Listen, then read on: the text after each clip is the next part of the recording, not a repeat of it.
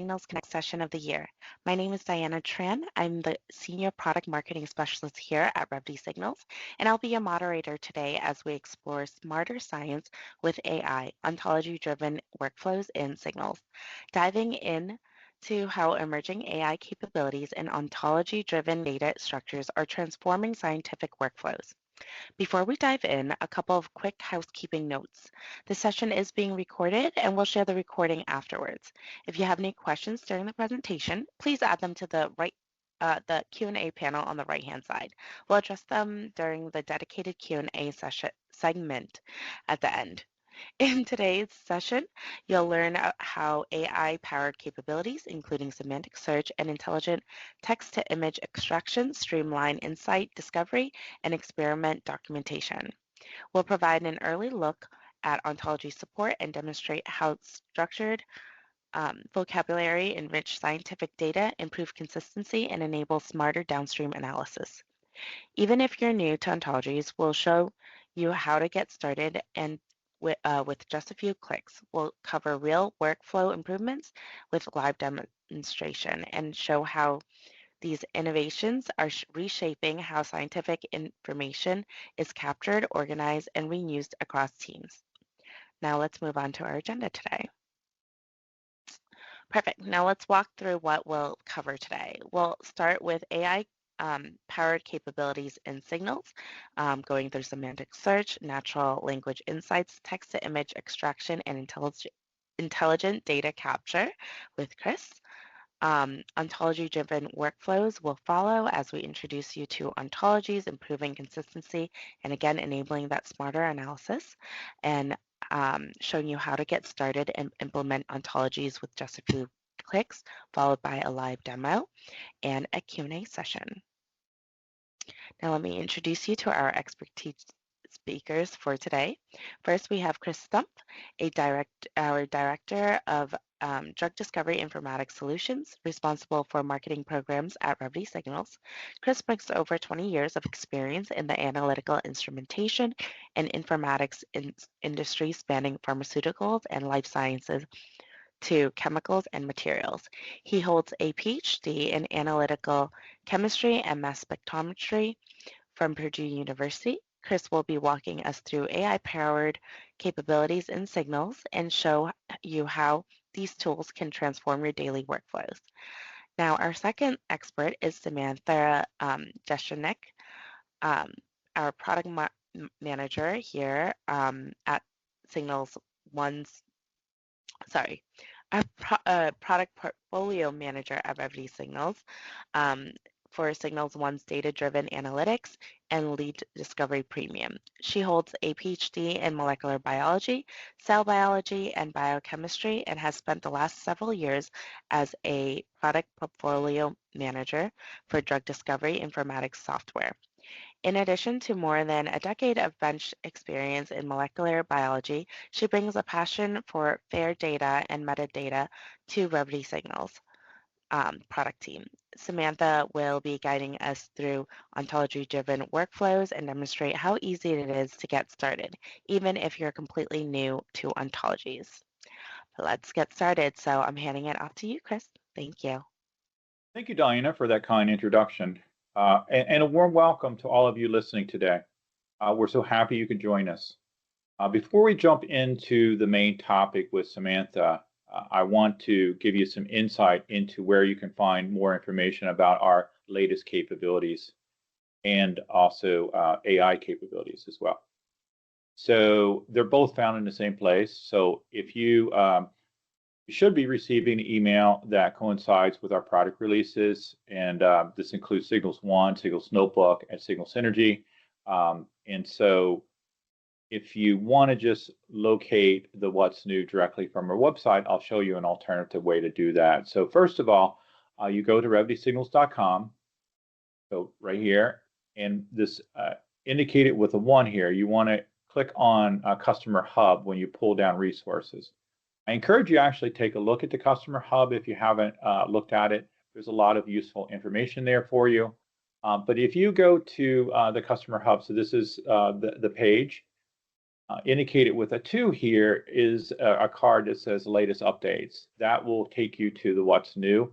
The alternative way is if you scroll down in the customer hub, you will see a card that looks like this. It says what's new with Signals One.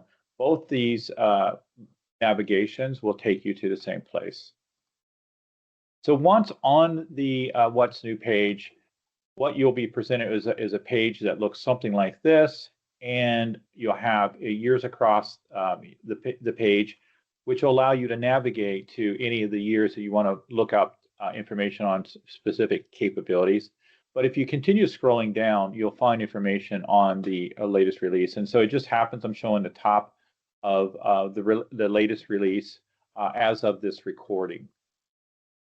And so that's how you find the capabilities that we've been releasing for the product, and also, you know, the capabilities regarding AI, and that's really the topic of this Signals Connect this time.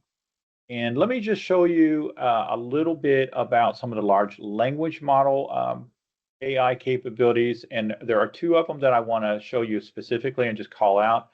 These here, the AI configured search filters, summarization assistant, protocol writing assistant, and technical documentation assistant are ones that we're working on currently. But these 2 here are ones that you can try out. So the semantic search is in beta. You can find more information about that on the what's new. And then the text recognition, extraction in images, and making that searchable. And I'll show you both of those and kind of like what they look like. So if you want to use the semantic search, what you want to do is in your tenant, you'll want to, in the browser, you either click on the quick find, which will allow you to put text as searchable, or you navigate in this magnifying glass, which will give you an area to put text.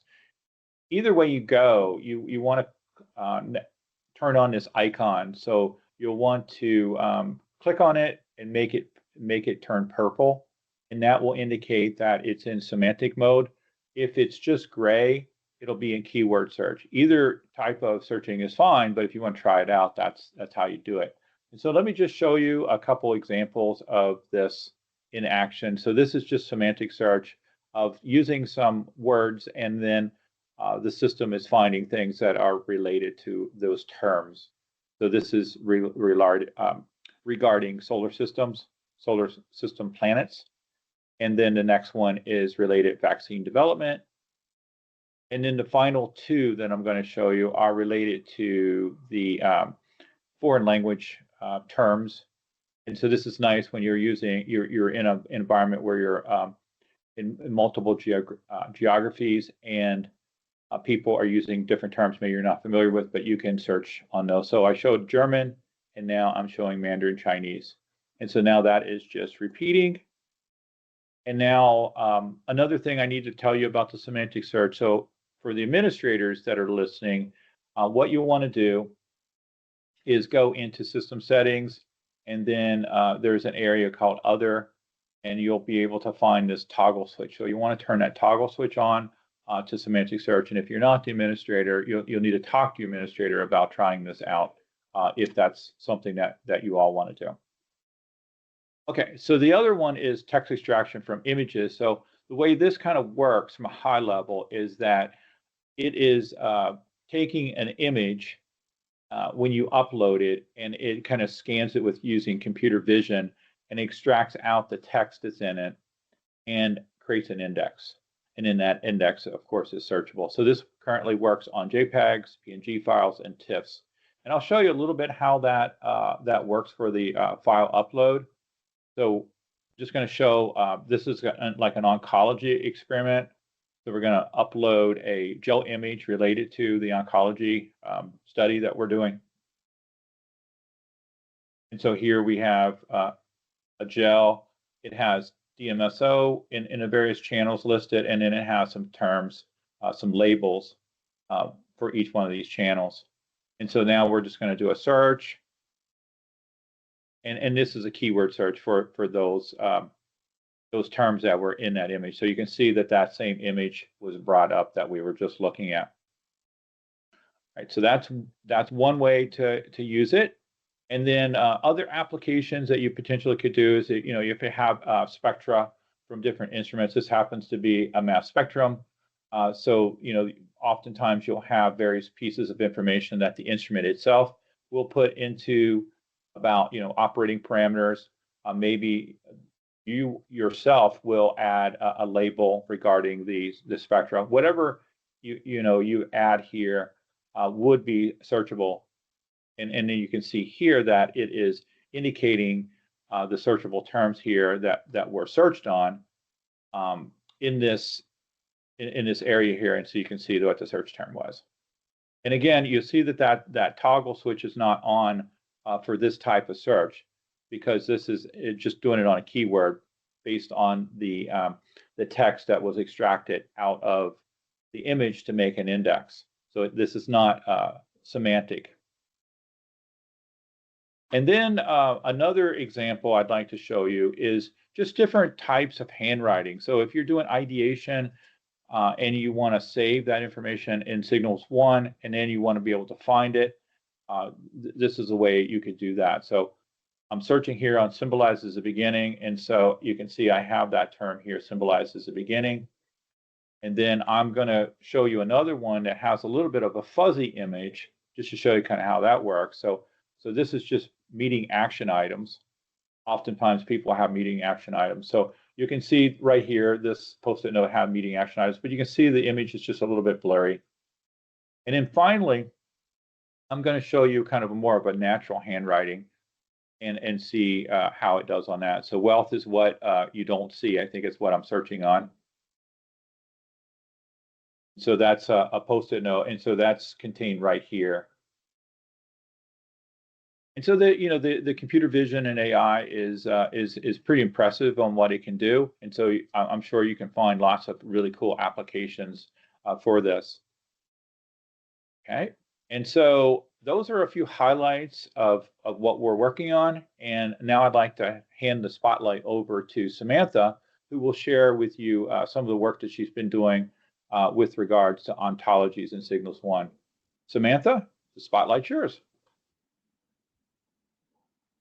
Thank you so much, Chris, for the introduction. I'm just going to share my screen, and I believe you should be able to see it in just a moment. Perfect. Thank you very much.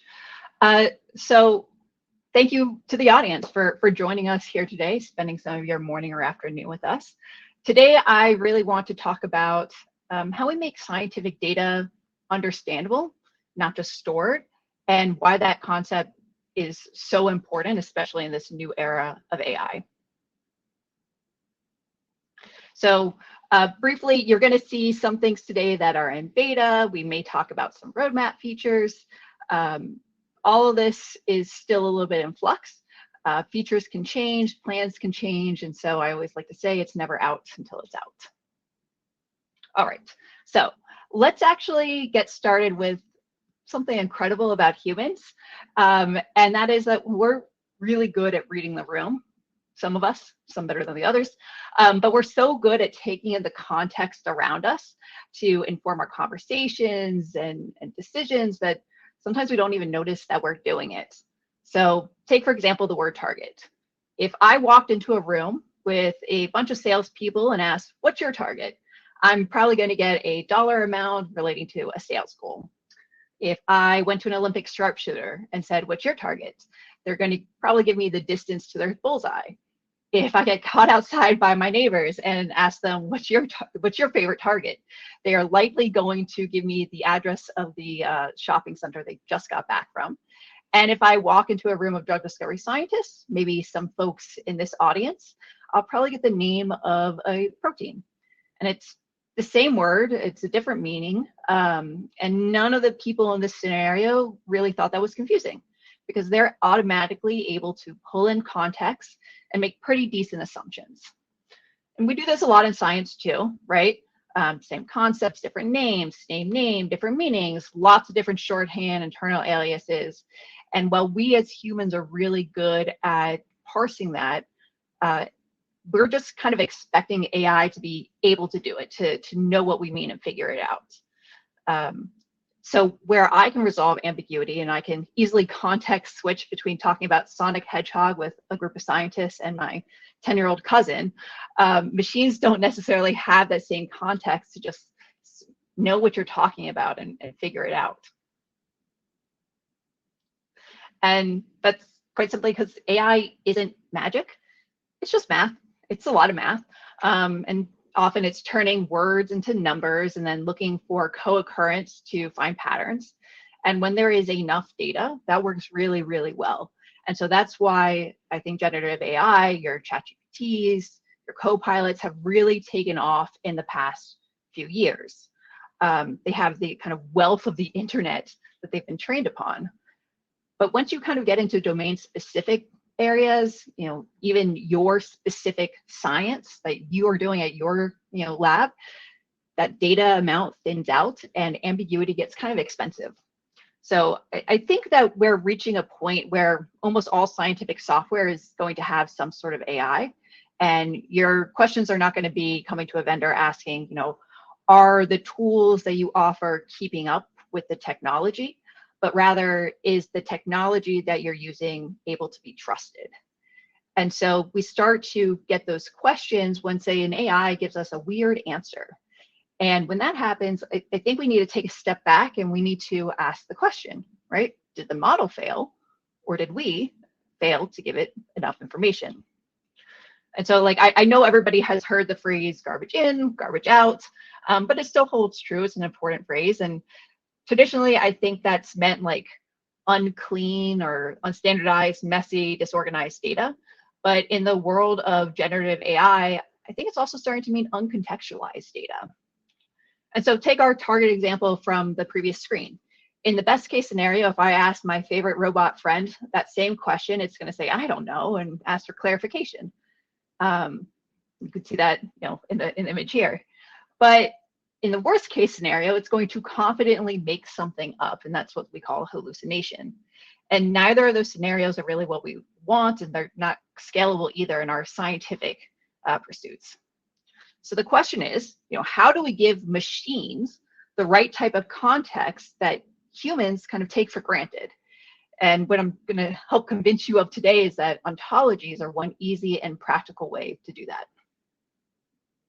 So before I formally give you a definition of ontologies, I kind of want to start with an example. In my opinion, ontologies make a lot more sense when you can actually feel what they do. And I know it's a very human opinion of mine, but hang with me for a minute. So everyone here has used your favorite ChatGPT or other large language model and have asked it a question. So I want you to imagine that I go to your favorite model and I type in the sentence, I want to bake the most cost-effective dessert for family for Thanksgiving dinner. It's a pretty simple sentence. And if I ask that to a human, or if I thought it to myself, I'm automatically going to begin filling in missing information even without realizing it. For example, when I say I have context around me, right? I'm an amateur baker, so I need that recipe to be kind of at the lower levels. I live in New England, which has a certain climate and humidity and temperature. The word bake matters, right? It has context around that. It has dependencies on having the right maybe elevation or temperature. It has different equipment that's associated with it. When I say family, I say, oh, I need to cook something for my family. There's a lot of information that I'm taking into play there. Maybe number of people, maybe all my picky little cousins, maybe the dietary restrictions. So my one cousin is gluten-free and vegan, and I have a mother-in-law that has a soy allergy, and personally, I'm lactose intolerant. So when I'm thinking about making a meal, I have to take these into consideration. And dessert, obviously, there's a type of meal that is. And I can not only take those contexts about the individual words, but I can also merge each of those individual contexts together and say, well, if I'm asking to make dessert, right, I am an amateur baker, which means that there's a certain skill, so that's going to limit what I can bake. And I need to make it for a certain number of people with kind of different dietary restrictions. And none of that word cloud at the bottom was in the sentence. The sentence is just the words. But because I'm a human, right, I have these little word clouds of context that are associated with each of those highlighted words. And I've built that over a lifetime of my experience and understanding. And so I want you to think of those little word clouds as mini ontologies. They're small, structured bundles of knowledge that apply context. And so what I really want when I ask this question is not to give a generic response, but I wanted to take into account all of that context that I know and give me an answer that's meaningful to me. And I don't want to have to retype my entire life story every time I want an answer. So in the best case scenario, I get something like the answer on the left, which is go ahead and make vegan pumpkin cookies. It's fall thematic. It is, within your skill level, thankfully, and it meets everybody's dietary restrictions.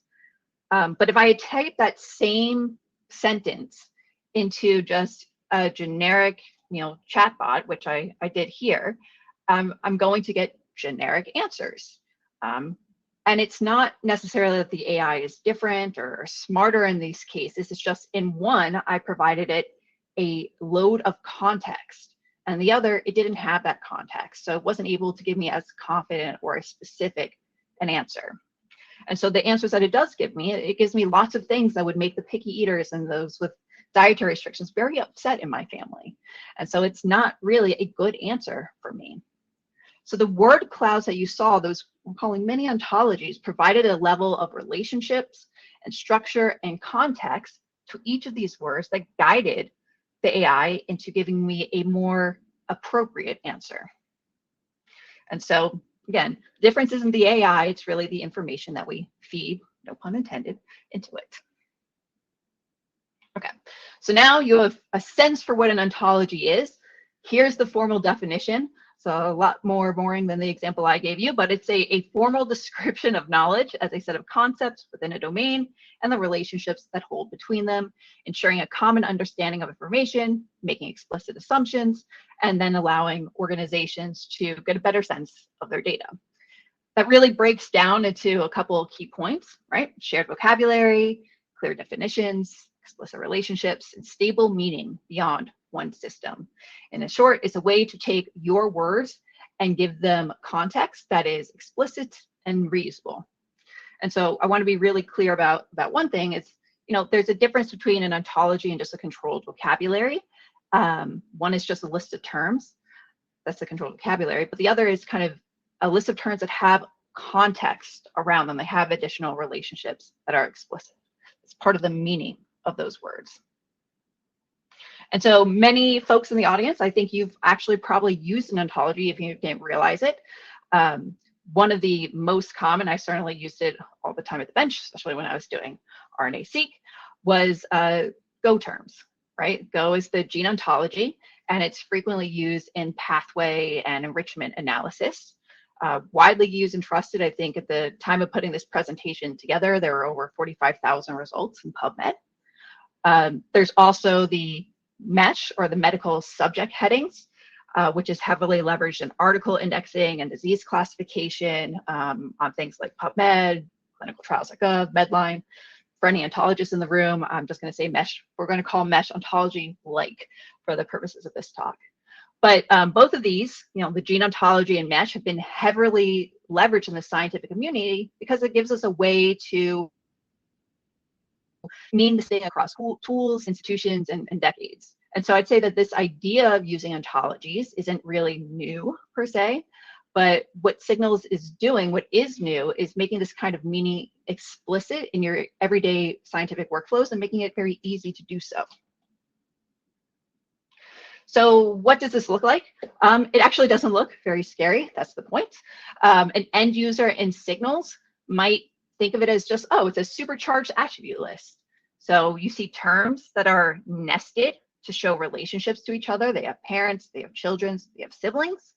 You can see that if you interact with one of those terms, you get more details about it, like a definition, you get the synonyms, you can see where it came from, and very importantly, you get this global and unique identifier, this IRI, and that is the term's semantic barcode.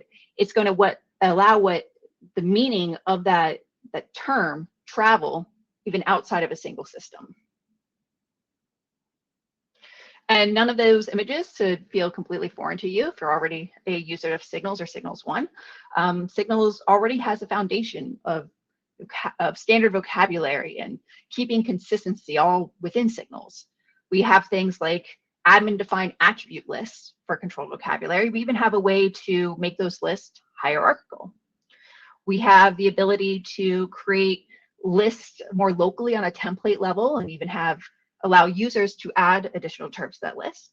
And we have a way to connect to lists whose values are maybe coming from an external database.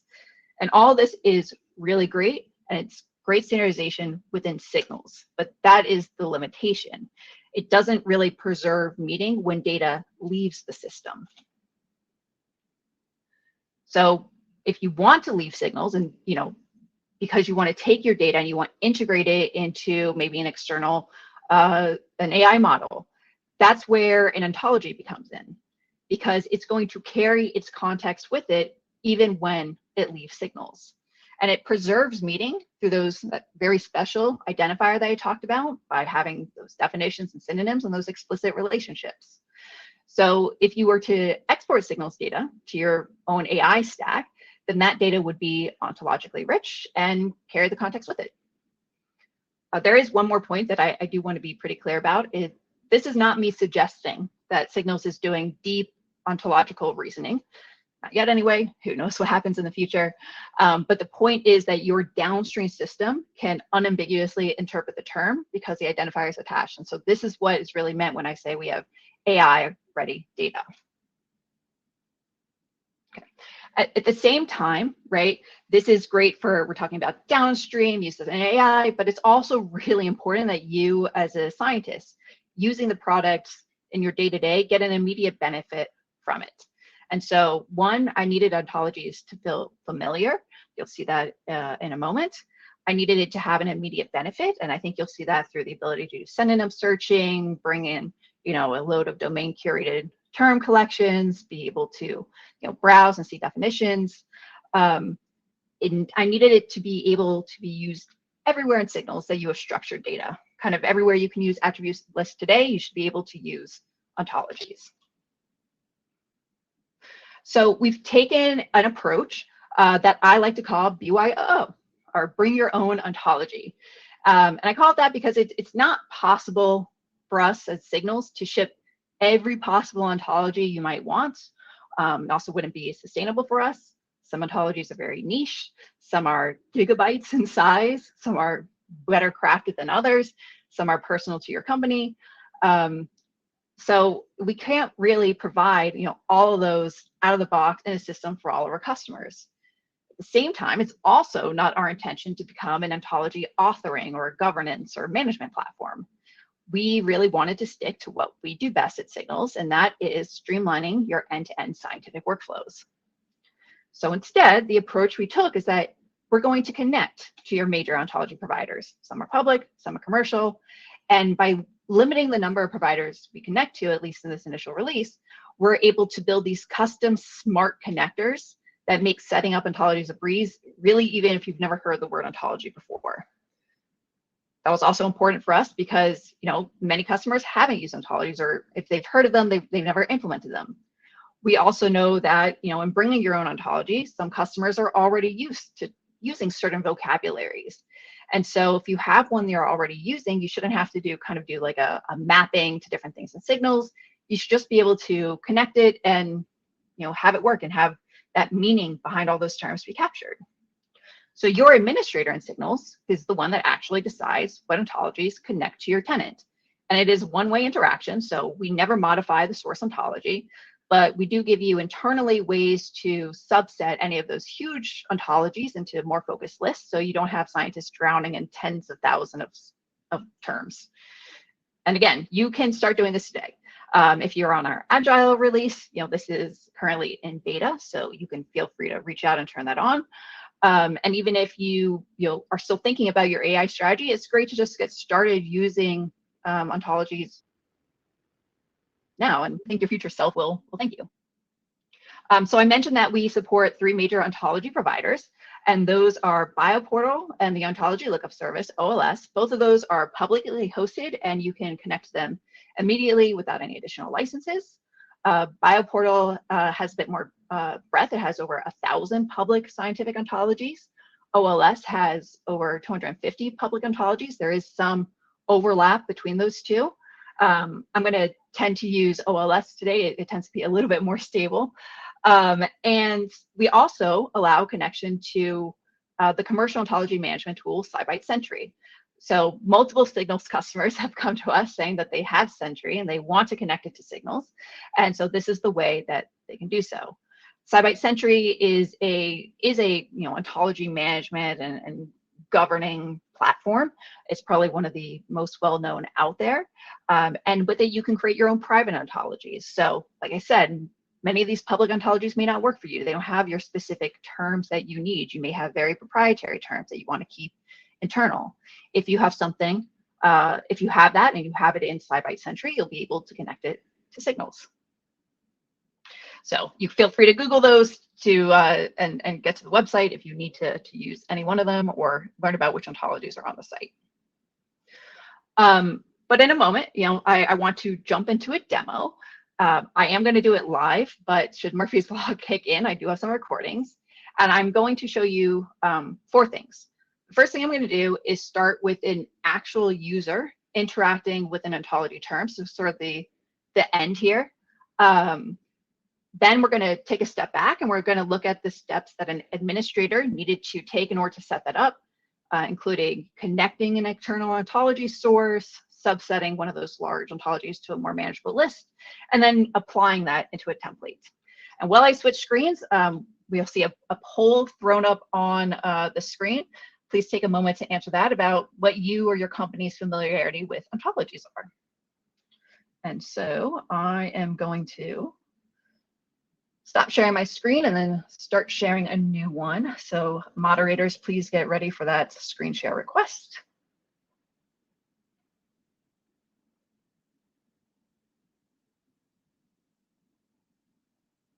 Okay, and I can choose my screen and I see that poll coming in, which is fantastic.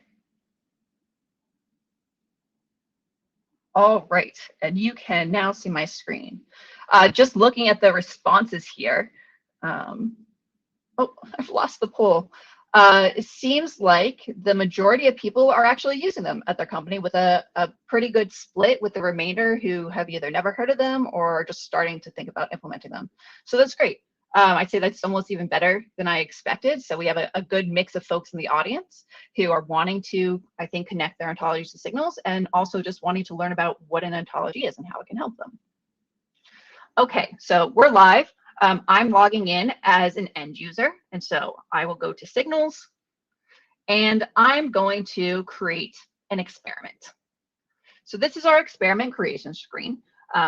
You can see that there are many ways you can add details to the, I'd say metadata of this experiment. There's things like text, so I can say I'm demoing. I can, of course, put this in a Signals notebook. And then you can see I have some places to add additional information. I have things like attribute list. So to remind folks of what an attribute list looks like in Signals, that's just your flat list of terms, right? So this is departments, and I can type in something like maybe MedChem, and I can select that. But then you see these 2 other fields, and these look different. They're distinguished by having this magnifying glass icon. The terms in it have this book icon, and this is where you're able to use ontologies. And so if I didn't have this already filled in and I was a user and I needed to fill in, what detection method is this experiment about? I have a couple of options. I may know the term, or maybe I know it by an abbreviation because I can never remember what Brett stands for, but I can type in Brett here and you can see it matched it on the synonym and not the term itself. I can select that and add it. Maybe I know the term specifically. I can do that as well and find it here and add it in. And when I hover over those terms, that little book icon, you can see I get additional information. I have that unique identifier that stays with it. I have a definition. I have the synonyms. But say I didn't know that term off the top of my head.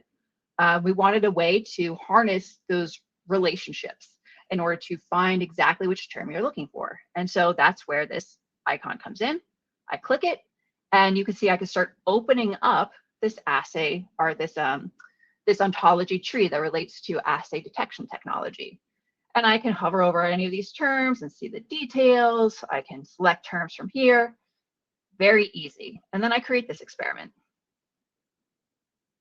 And as it's creating, you can see if I go to my properties, there are those ontology values I filled in. I can hover over and they still have all those details. And to show that you don't need to just put it into experiment, you put it other places we have structured data. You can have it in a table in an experiment. So I could come to this table and say I need to add some more information. So this is asking for perturbagen type. Maybe in this case I know it. I could just type it in. Maybe it can live across, right, results that are mixed with numbers. Maybe I need to actually search, for a term. So I can say, okay, I know it's response and it's actually 50% activation. I could type in functionality. So I have this connected to that gene ontology we talked about before. So maybe it's something with fibroblast, maybe it's something with helicase. And all of this should feel incredibly familiar, right? Because this is almost exactly how attribute lists today work. They're just souped up, right? They have additional information. At this point, I wanted to show you how an admin made it this easy to use for an end user. And in fact, it's going to be nearly as easy for the admin to create these. So I'm putting on a different hat now. I'm going to go and log in as a Signals administrator. The first thing I'm going to do is I'm going to go to my data sources. And you can see that I've already connected a couple of ontologies here, so I can have multiple ones connected. We'll go ahead and we will add one live. So I'm going to select external ontology source. I'm going to give it a name, and this is a name that's going to kind of show up for selection. It's kind of the, I'd say, human readable name here. So I'm just going to call this disease ontology. I'll say this one's from OLS. I'm going to select my provider. Here's the 3 that we talked about. And then this is the important piece. This is the piece of information you do actually need to know, which is what does that ontology provider, what does it call that ontology? You can easily find that by going to any one of those providers, or if you're a nerd like me, you happen to know a couple off the top of your head. So I'll type in the abbreviation for the disease ontology, create ontology source. Now what this is doing is it's going to automatically generate that tree, and this is all live. And the reason it was able to do that so seamlessly, even with an ontology that wasn't on the system already, we could do it with one that nobody's ever seen before, like that I've never even heard of before, as long as it's on one of those providers. The reason it can generate that so quickly is because we have these smart connectors where there's no real admin setup. You just have to give it a name, say where it's from, and then give it that kind of identifying abbreviation. And all these terms, right, I can kind of at this point click through, and the point of this screen is just to make sure that your ontology looks right, that you brought in the right thing. I can click on any one of these terms, and depending on how well that ontology is, it'll have varying levels of details filled in, but it brings it in. So at this stage, right, this is a somewhat large ontology, right? We have, over, I'd say, 15,000 terms here easily. It would be insane, right, to be a user filling in a table field and have to scroll even through this folder-like structure of 15,000 terms when they're not all really relevant. So we allow admins, and in fact, we require admins to subset these ontology lists by going and making an ontology. We call it an ontology list, or it's a special type attribute list. So you can see I have a few here that I created already. Here's our detection method one. I hover over, it's distinguished by this book icon, and it has a number of those ontology terms in it. But let's go ahead and create one live. So I go to create attribute list. I'll give this a name, and maybe I'll call this diseases. And I'll say what we're studying. And then I'm going to select ontology list. And then I see the list of sources, the ontology sources that I set up previously, including the one we just worked on. So I'll create this list. And what's going to happen is going to reload in that tree, but you see it looks a little bit different this time. Now I have the ability to interact and click on terms. So what you should be thinking about as an admin when you're setting this up is, if this is in a field, right? If I have this in a field, in a table or an experiment or elsewhere, what's kind of the set of terms that's reasonable for a user to look through? So maybe in this case, right, it's not all diseases that we're studying. Maybe we are specifically focusing on metabolism.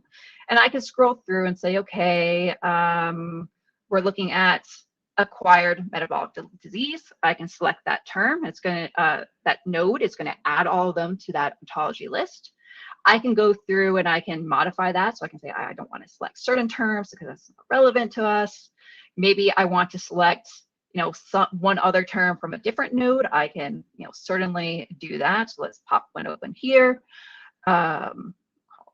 This, and we've even allowed something where you can exclude terms, so parent terms, but still maintain them for visibility in the hierarchy. For instance, let's say that I had just selected disease of metabolism, and that was part of my tree here. Maybe I don't want my user to pick such a generic term, right? And so I can pick any one of these terms and say, okay, unselect a specific term only. And then what the admin gets is a preview of exactly what that tree is going to look like for the user. So in this case, there's 39 terms selected. This is what their subset tree is going to look like, right? It's no longer 15,000 plus terms. It's just the, let's see, 60 or 30 something that I've added here. And that's it. You've set up your ontology list. The next step is simply putting it into place wherever you want to use it.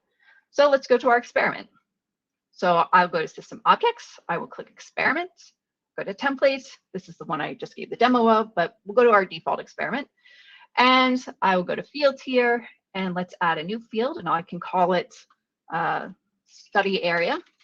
So note you can give this a different name. And then in this list of attributes where I have things like date and my standard attributes, you'll notice I also have ontologies. So here's our disease one that we just made. I have all the kind of the additional capabilities, settings I could do with attribute lists. So I could say this is multi-select. I could set a default value here. So let's go with this one. And of course, those terms come with additional values. And were I to say print to PDF, which is a way of like exporting this data or export via API, that unique identifier would persist with the term. And so it really is, that simple. Like I said, I mentioned you could use this in notebooks and materials and tables. You could use it in Synergy. So our goal is to make it available wherever attribute lists are used today. So I'm going to switch back to kind of a sum up slide and thank the Murphy demo gods that nothing that actually went very smoothly, nothing breaking today, which is awesome, especially when you're working on a dev tenant. So I will go to my PowerPoint. Let me reopen this one moment. And moderators, please get ready for me to share. Screen. All right, so kind of let me sum this up and take it home. And I think that, in my experience, one of the biggest hurdles to kind of leveraging a new feature is introducing it and then actually getting adopted. I think that is especially true in this space of fair data, findable, accessible, interoperable, reusable, where you have data scientists, knowledge graph experts, and AI engineers. They all see the benefit of adding context to your data. And, it's very easy for them to say that you must do this. But I was also a scientist at the bench for a decade or so. And I know it is awfully hard to change one's ways. And I really, to change my ways, needed to see some sort of benefit, some sort of immediate value. And like I said, we've tried to build the ontologies in Signals such that both parties are happy. So as an end user, as a scientist, some immediate benefits, searching by synonyms, a big one. That term consistency, obviously, less ambiguity because you have the definitions right there. And of course, just the ability to browse because maybe you don't remember what the term is called and all your searches aren't working, but kind of the category it's in. So you can navigate that tree-like structure to get to it. And then strategically, right, the benefits are a bit bigger. It's the context preservation with your data via that very special identifier we talked about. And so if your company decides to build a knowledge graph or interact with its own AI models and bring Signals data in, it has that identifier that can be brought along with it and bring that additional context. And so I'd say that, most of the people on this call probably see the power of AI. And that's why you're here today, you're interested. And we know, we talked about, we're really good as humans of, deciphering ambiguity. But what we're not really good at is kind of ingesting huge amounts of information and then finding complex patterns. And that's the dream with AI, because AI is really good at that. What can AI find or predict that we can't just with like that volume of data? It would be great, right, if we get to the stage where we've fed the AI or AI models enough context, right, that it can give us really solid, confident answers that, of course, we could go through and check, right? You should always have a human in the loop. But ontologies kind of allow us to start making today's data even usable tomorrow, regardless of kind of what new innovations in AI may come. And so I think with that, we'll throw up one additional poll and then move into the Q&A section. And I think I can stop sharing at this stage.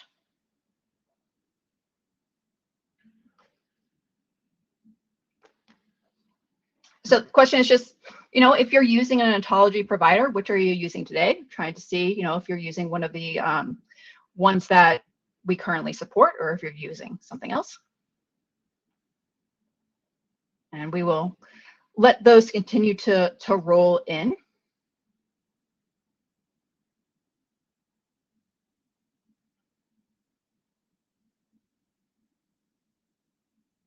All right. And maybe we can start with the, let's see.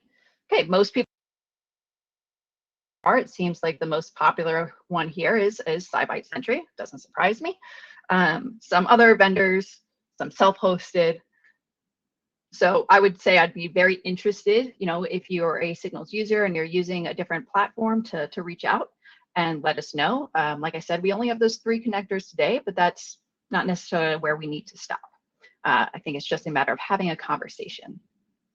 So I'm going to look at the Q&A and let's see.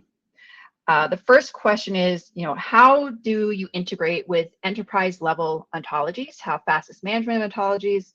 1 day to add a term, or is it 6 months? And I'd say that's it's not to Signals to decide, right? So we very sternly do not want to be your ontology management platform. If you're adding a term to your ontology, you're not doing that within Signals, right? You're doing that in your source ontology. So if you use SciByte and you want to add a term, you would do it there. Now, if you wanted to update your ontology list within Signals, that's as easy as going into the settings and clicking a new checkbox that will show up.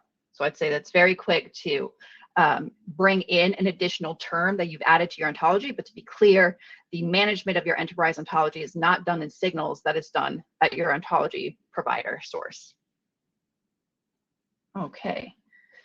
The next question I see, do you support process model and recipe management integration into ontologies for manufacturing? So I'll say if that ontology exists on one of the 3 providers we talked about, we can bring it in.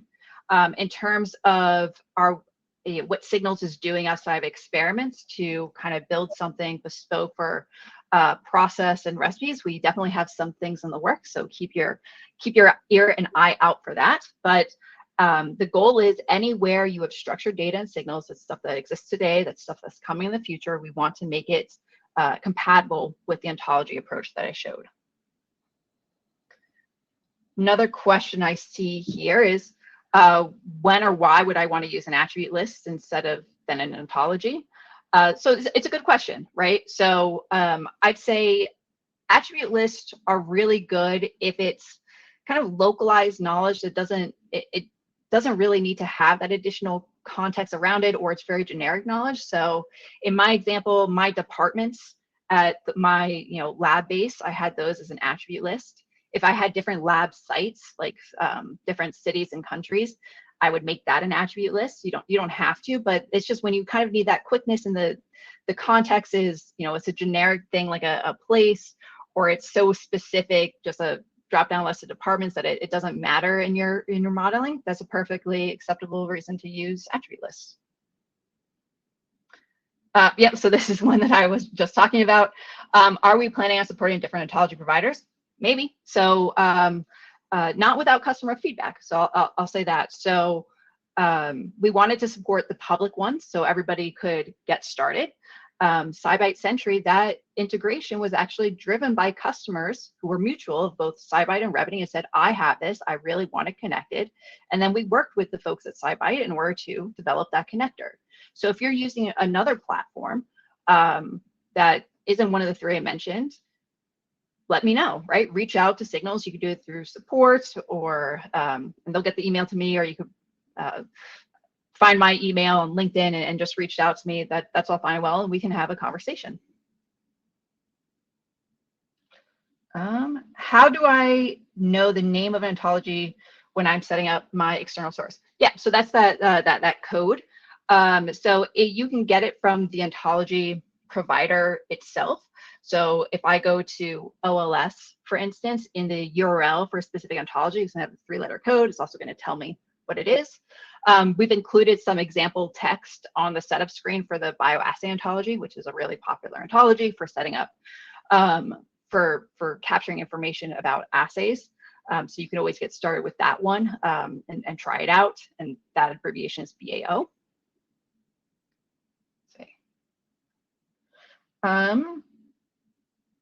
How do we make Signals templates which use Signals tables containing ontology terms modifiable on the fly? Current lead time or template creation is a month in our experience for a task that requires completion of the So I would say that we do take an approach where we want your data and your organization to be clean and standardized. So we do have an approach at Signals that you set up admin templates. Now you do have the option to make those into personal templates.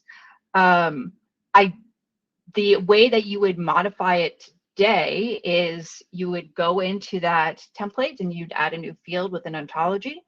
It shouldn't, I'd be interested to know about the hurdles maybe with the lead time and creation, whether that's just data governance back and forth or figuring out the right terms. With the actual process of setting up a template, it's kind of what I showed you here. It's really just a few clicks. All right.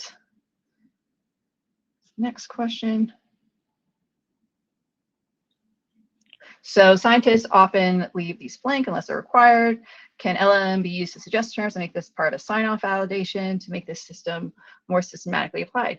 Keep in tune for the future. So right now, like I said, we're not doing ontological reasoning. So we're not borrowing from the axioms today that might say, if X, then Y. It is something that we could consider for the future. But with any of the terms and signals, you can set them as required, so they have to be filled in. And I would say if you have a particular workflow in mind, reach out to us. Love to hear. Okay. Are you positioning Signals as an experiment manager, as a repository? How does it compare to benchling and gene data if it's being positioned as an experiment manager? Oh, I'd say the experiment part is very just the tiniest slice of what Signals can do. So I haven't shown here today, but we have everything from material registration, including both biologics and small molecule. We integrate obviously with ChemDraw, which is the leader in the market that supports Helm. We have the ability to create, like I said, experiments, parallel experiments. You can take that data from those experiments and you can run large-scale processing. So we have an in vitro analysis workflow that we have, that's out today that can generate, your 4P fits for thousands of data points, tens of thousands of data points in very quickly. You can take that data and then, decide what data is good data or what you want to publish, and then move that into kind of our SAR and decisioning component, which then allows for SAR table, the generation of a SAR table with all kind of the bells and whistles of custom color coding. We have over 30, I think at this point, custom scientific visualizations that are built on top of Spotfire, everything from a kinome tree visualization to multi-parameter optimization to manual sequence alignment to antibody structure prediction and dashboard analysis. So I would say we are far more than an experiment manager. And with 10 releases a year, we are constantly growing our features. So I'd say it's much more of a, compared to Benchling or Gene Data, it's much more of an end-to-end solution in terms of its capabilities. Thank you so much, Sam, for that riveting Q&A session. Chris, I did see that you did jump on, and I appreciate that as well. Let me move on as we are nearing time right now. But of course, if anyone still has questions for Sam or for Chris, please go ahead and continue to write it in our question panel on the right-hand side, as we can always answer it in the upcoming days. As a follow-up. Thank you, Sam. Okay, just moving on before we wrap up, I want to quickly share 2 exciting AI-powered solutions coming soon to Revvity Signals. First, it's Signals Synthetica, our model as a service solution for AI-driven molecular design and property predictions. You can pre-register today for early access. And second, our partnership with Lilly Tune Lab, bringing proven AI and ML models directly into Signals One through our Synthetica integration, giving you seamless access to cutting-edge molecular design capabilities right within your workflow. We're incredibly excited about this collaboration and what it means for the future of AI-powered drug discovery. So let's move on to our upcoming Signals Connect dates and other important announcements. So again, thank you for joining us to our inaugural Signals Connect community session of 2026. As we wrap up here, a few important announcements. So just mark your calendars for our next Signals Connect, which is scheduled for April 8th, featuring a deep dive into analytic tables. Since you're already subscribed, you'll automatically receive session details and updates, so no need to resubscribe. Watch your inbox for our full agenda in the upcoming days. Again, we're excited about that Signals Synthetica and our collaboration with Lilly Tune Labs. And if you want more to learn more information, you can always visit our site at revvitysignals.com/signals-synthetica. I'll also add it to the chat on the right-hand side right soon. And then if you're looking to expand your expertise, we offer comprehensive educational courses across all skill levels, from beginner to advanced, covering the Signals family of products, ChemDraw, and Spotfire. So to explore available courses or to register, you can contact Stacy Fellows at the email address displayed on the screen. And if you have a topic you'd like to cover or a data set you'd like featured in a future session, you can reach out directly to me, diana.tran@revvity.com, and we'd love to hear from you. Again, this session was recorded and will be shared with you within the next few days, so keep an eye on your inbox. This concludes today's webinar, so thank you for being part of the Signals Connect community.